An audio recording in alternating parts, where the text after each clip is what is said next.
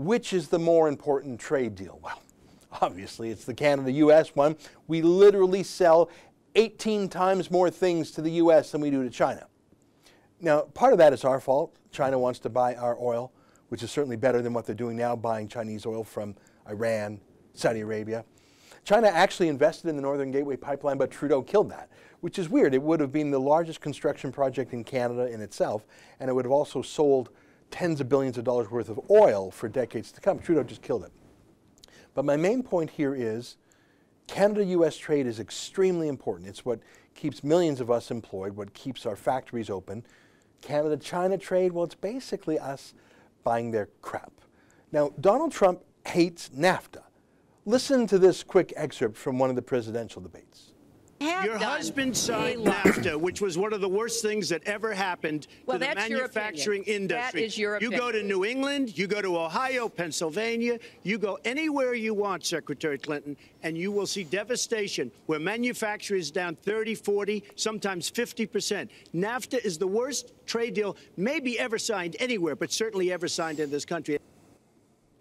Oh, and he's not kidding. Did you hear him list those states, Pennsylvania, Ohio? Those used to be blue states, Democrat states. Then Donald Trump ran on reviving the industrial heartland, on bringing jobs and factories back, on renegotiating NAFTA, while Hillary Clinton hung out with celebrities in Manhattan and Hollywood. And Trump, lo and behold, he won the Rust Belt, as in he actually means this stuff.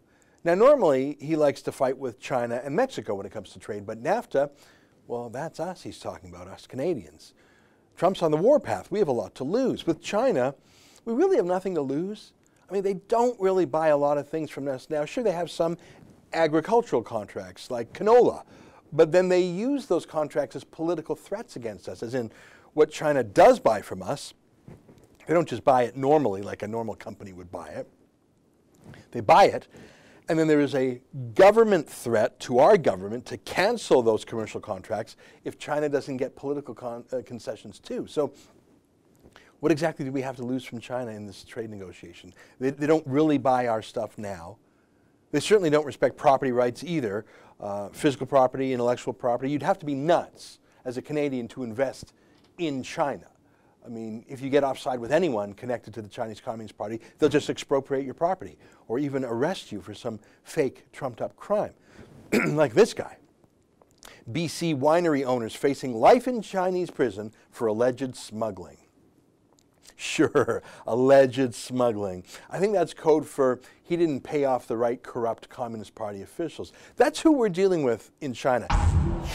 That's an excerpt from my daily TV show, The Ezra Levant Show. Normally it's behind a paywall, but I thought you'd like this video, so we put it on YouTube. If you want to subscribe to watch the daily show every day, including always 2 interviews a day, and I read my hate mail, just click on this screen and become a premium member.